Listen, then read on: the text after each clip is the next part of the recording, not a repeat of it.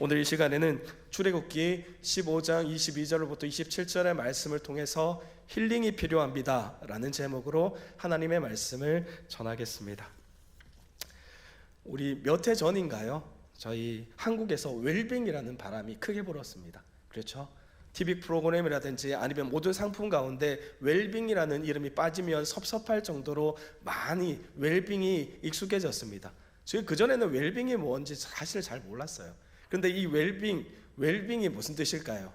웰빙은요, 육체적 정신적 건강의 조화를 통해서 행복하고 아름다운 삶을 추구하는 삶의 유형이나 문화를 가리켜서 이 웰빙이라고 합니다.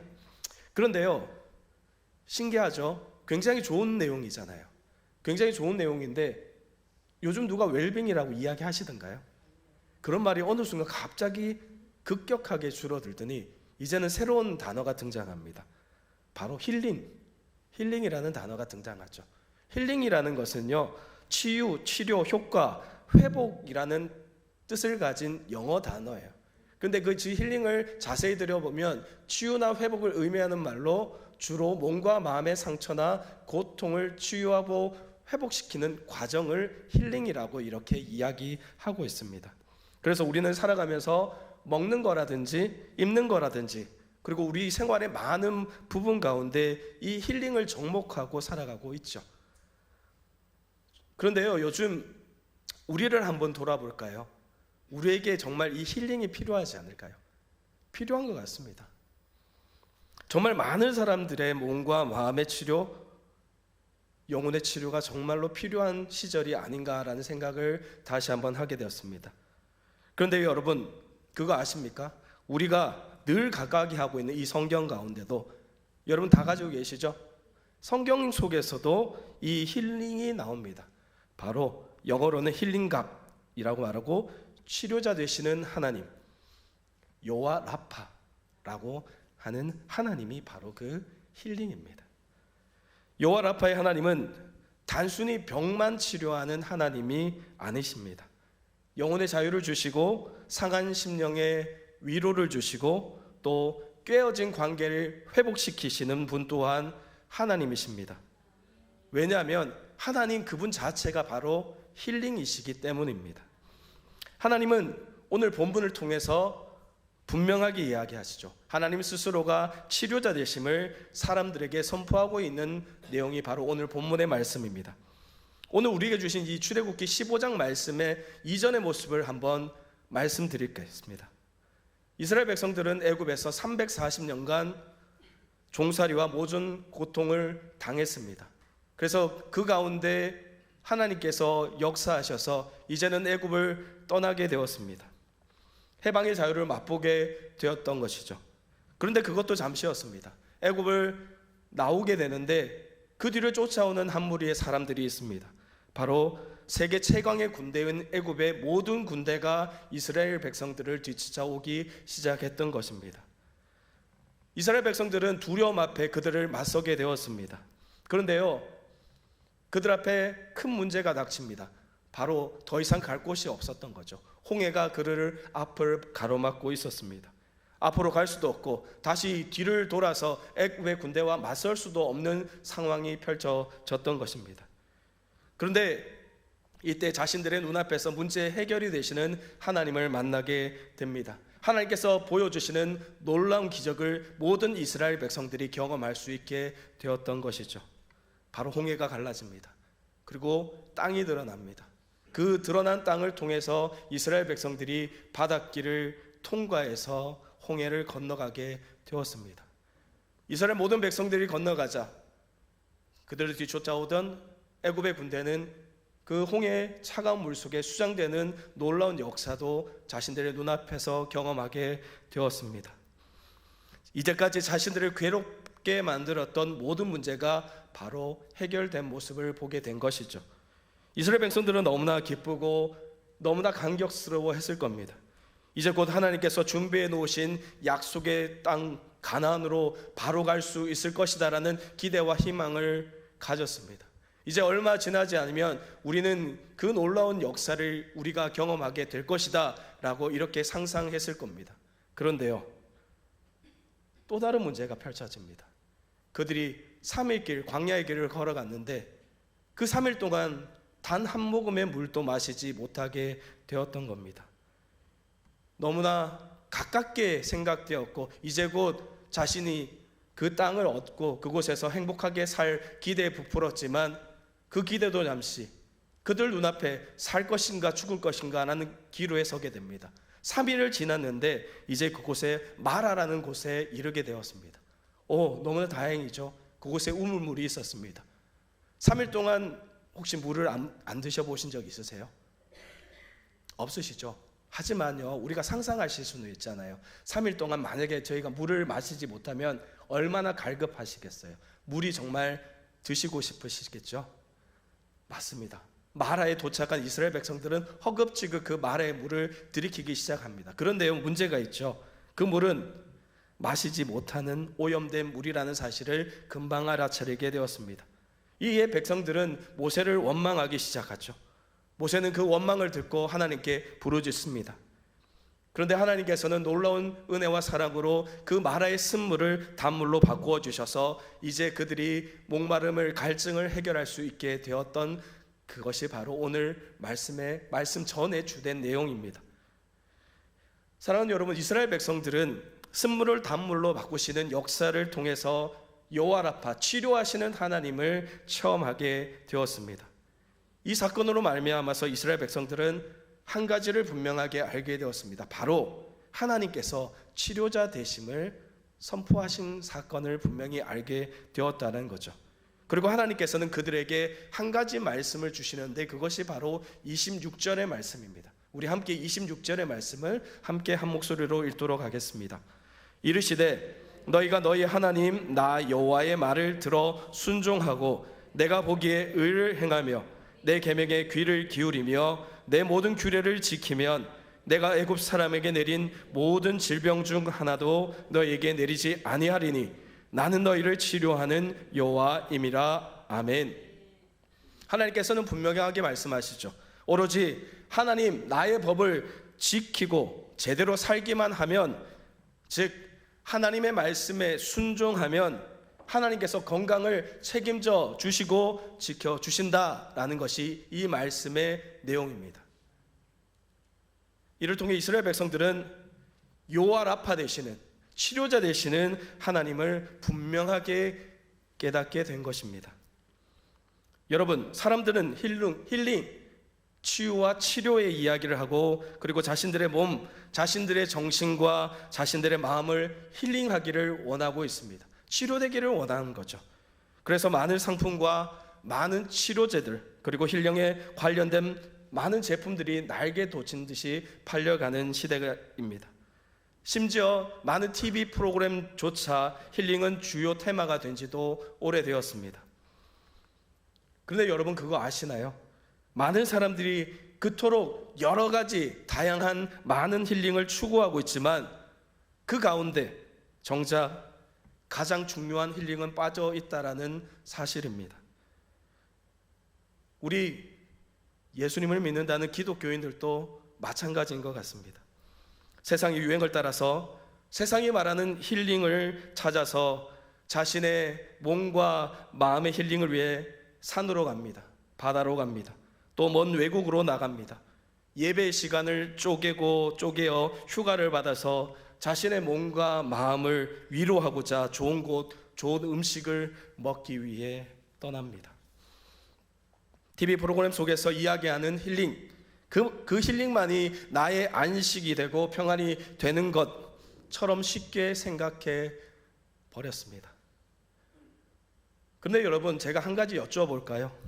그렇다면 여러분에게 있어서 정말 힐링이 되는 것은 무엇입니까?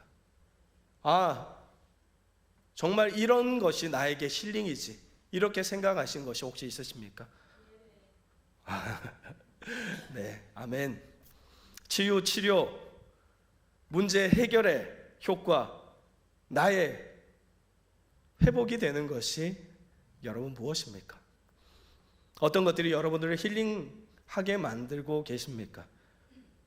그런데 여러분, 정말 조금만 생각해보면 정말 안타까운 것은 세상이 언급하는 힐링이라는 것에는 사실은 진정한 치유가 없다라는 것입니다.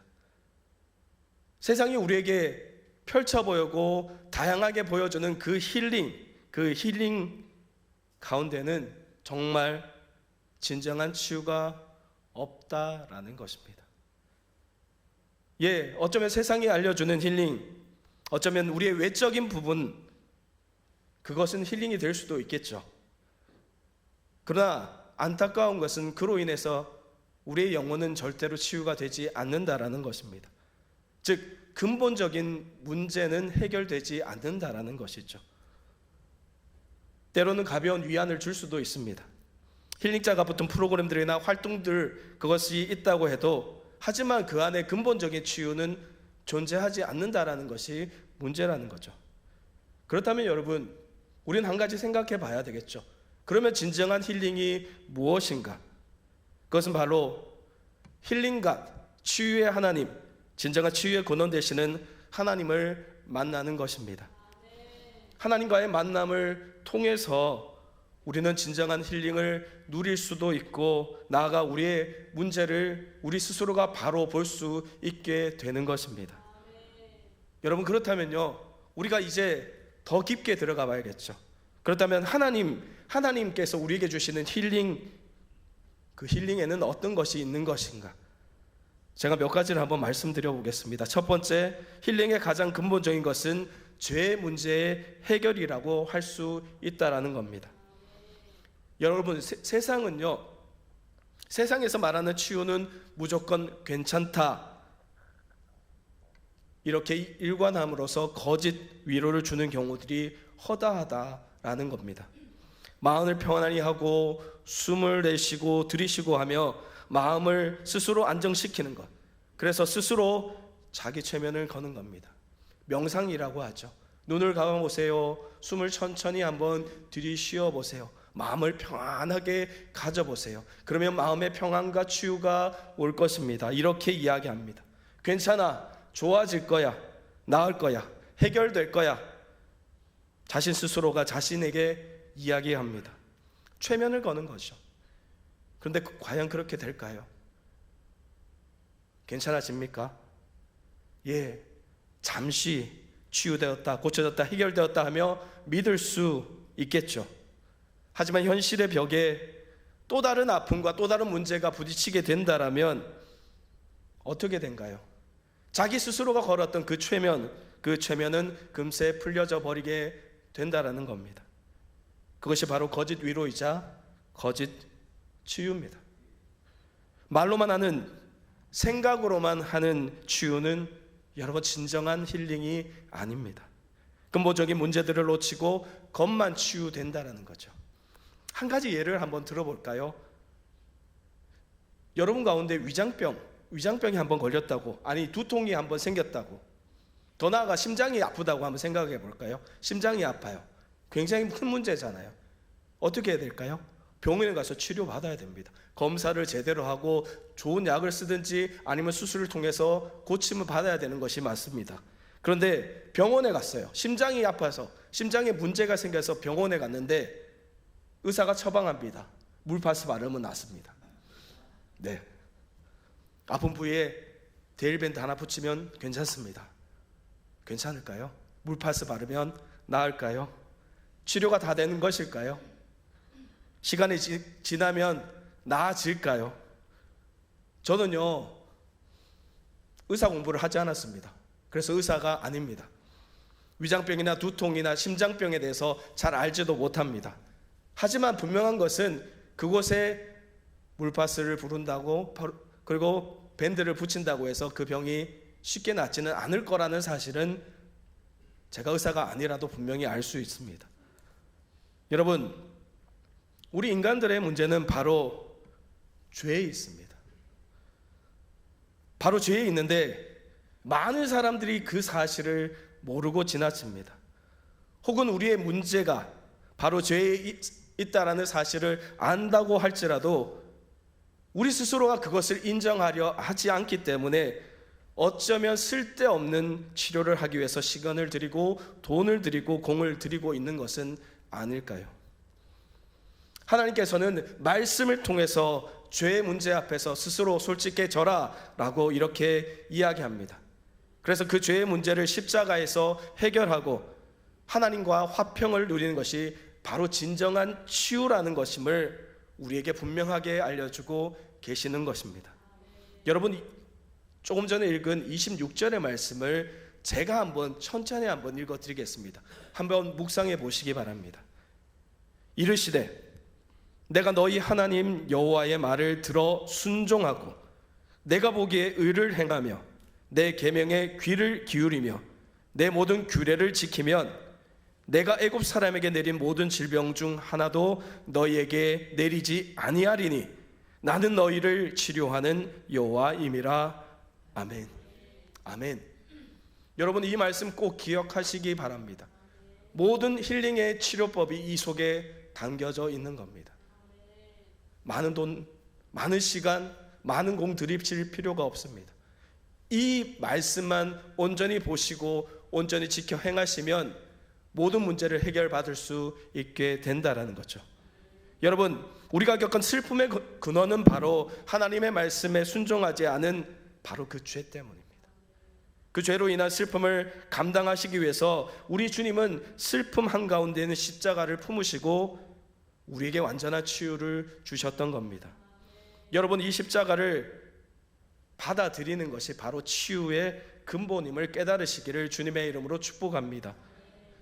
여러분, 세상 어떤 것도 아닌 바로 주님의 십자가의 사랑을 붙들고 살아가는 것, 그것이 바로 치유입니다.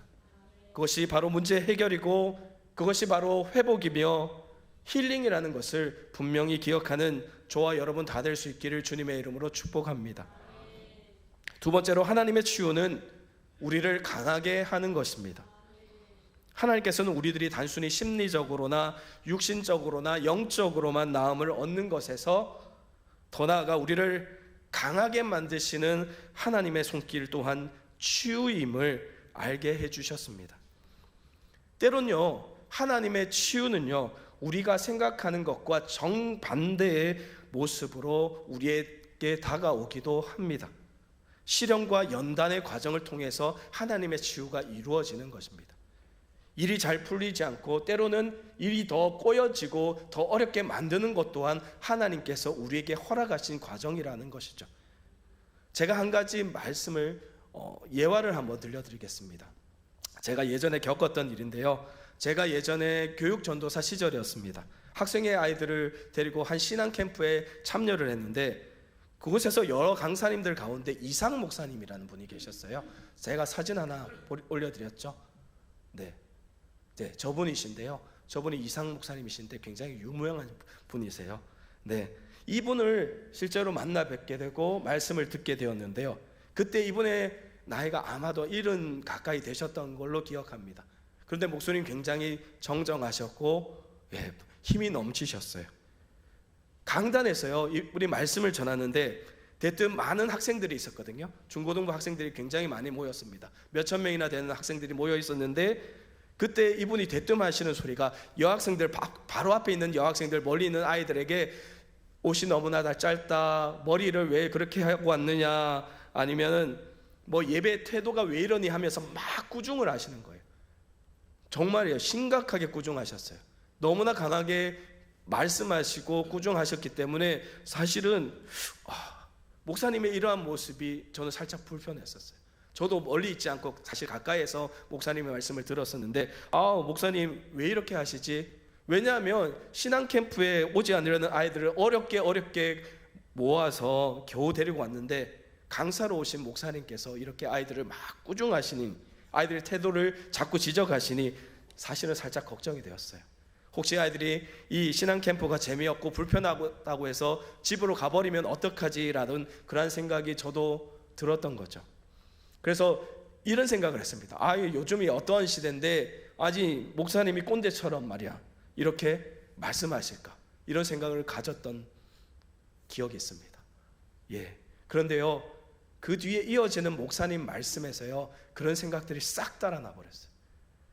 목사님께서는 이렇게 말씀하셨습니다. 그분이 10대 때 어머님을 여의시고 아버지와 함께 1960년대부터 북한 선교의 희망을 품으시고 미국에 건너간 분이라고 하십니다. 돈 한 푼 없이 오직 믿음으로 미국으로 건너가게 되셨다고 말씀했습니다. 그래서 이분은 1980년대부터 지금까지, 그때까지 북한과 중국 선교를 하고 계신 분인데, 중국과 북한에 약 600만 권의, 그때 당시에요, 몇 년, 이게 한 10년 전인 것 같아요. 10년 전까지 약 600만 권의 성경을 밀수를 해서 교인들에게 나누어 주셨다라고 그렇게 소개를 하셨습니다. 한 번은 이분이 열심히 중국에서 선교하시다가 중국 공안이라고 하죠, 경찰에게 붙잡혀서 고문을 당한 적이 한 번 있으셨다고 합니다. 말씀을 들어보니 정말이지 온갖 고초를 다 겪으셨습니다. 물고문도 당하시고 전기고문도 당하시고, 심지어는 먹을 것을 주지 않고 대변과 소변 그것을 먹게 이렇게 만든 적도 있다고 합니다. 그런데 목사님은 그곳에서, 그 감옥에서 온갖 고초 가운데 확실하게 지키신 것이 하나가 있다라고 해요. 그것은 바로 절대로 원망하지 않기, 감사하기, 이런 마음을 가지고요, 절대로 입 밖에 나쁜 이야기를 한 적이 없으시다고 합니다. 보통 사람이라면 고문을 조금만 해도 욕을 하고 악을 쓰고 그렇게 한다라고 하죠. 그렇지 않을까요? 우리도 마찬가지 아닐까요? 아프잖아요, 힘들잖아요, 말도 안 되는 상황이잖아요. 그 상황에서 어떻게 감사할 수 있으며 어떻게 원망하지 않을 수가 있을까요? 그런데 목사님은 실제로 그렇게 하셨다고 합니다. 목사님은 원망하지 않고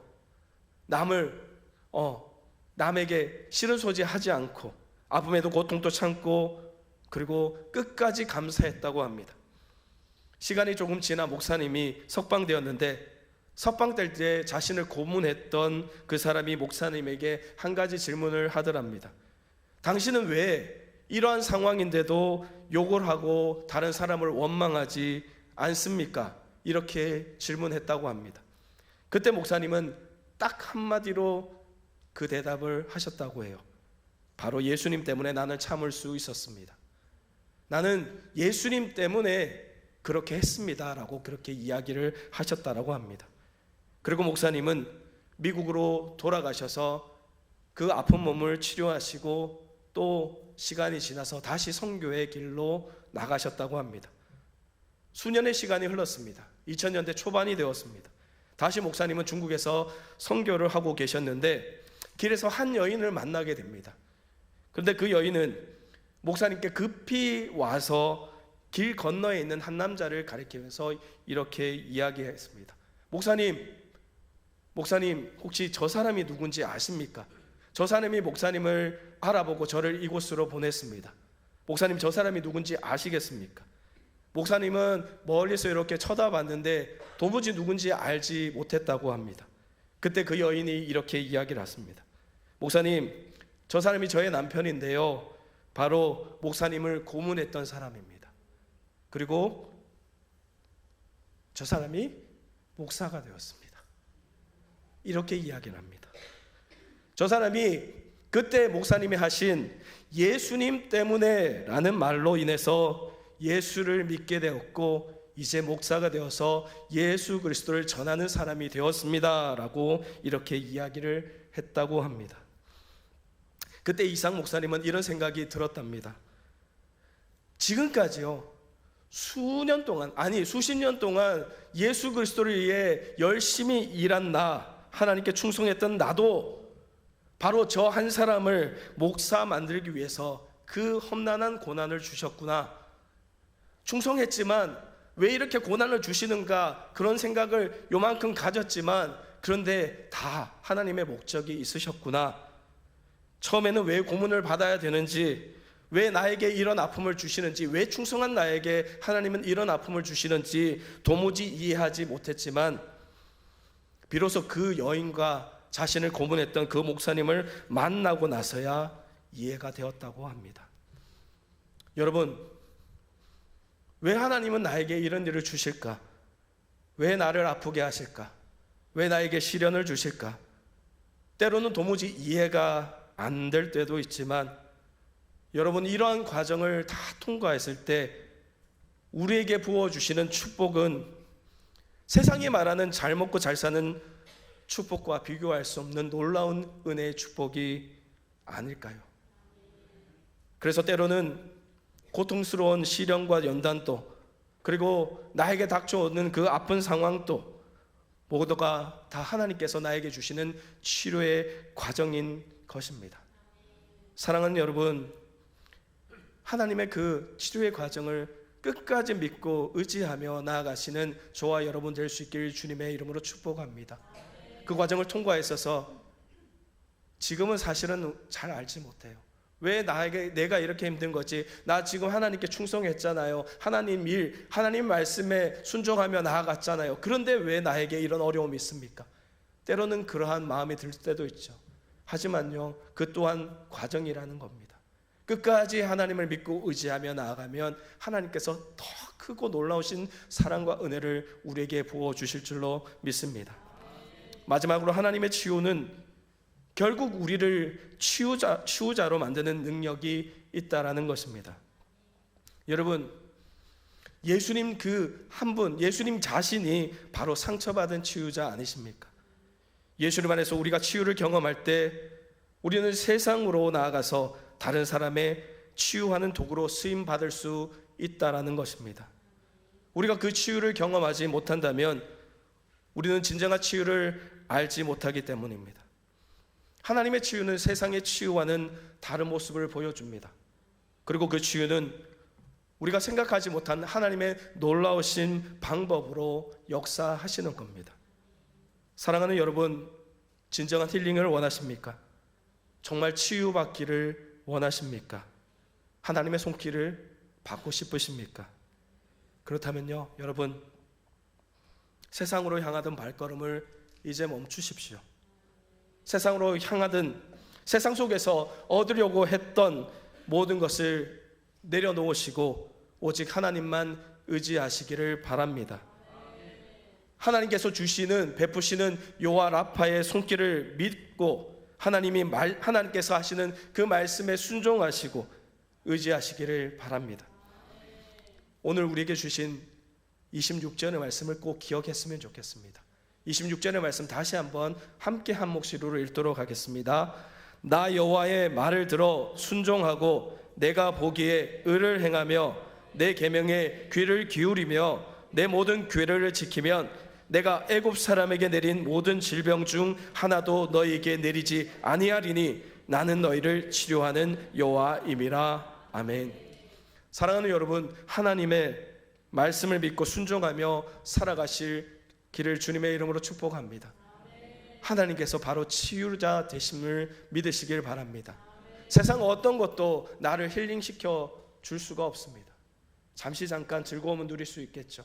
하지만 그것은 진정한 힐링이 아닙니다. 나를 진정으로 힐링시켜 주실 수 있는 분은 하나님밖에 없습니다. 모든 질병 가운데 지쳐 주시겠다, 몸도 마음도 고난도 어려움도 모든 문제를 해결해 주신다는 하나님을, 그 하나님을 믿고 의지하며 나아가실 때 하나님께서 반드시 여러분을 붙잡아 주시고 힐링시켜 주실 것입니다. 고쳐주시고 치유하시고 회복시키시고 여러분이 가진 모든 문제를 해결해 주실 줄로 믿습니다. 나의 힐링을 찾으려 다른 곳, 세상의 것을 보지 않는 여러분, 오직 진정한 치료자이시는 힐링가시신 여호와 라파의 하나님을 손을 잡고 동행하셔서 여러분의 모든 삶이 늘 힐링으로 채워지는 은혜가 있기를 주님의 이름으로 축복합니다.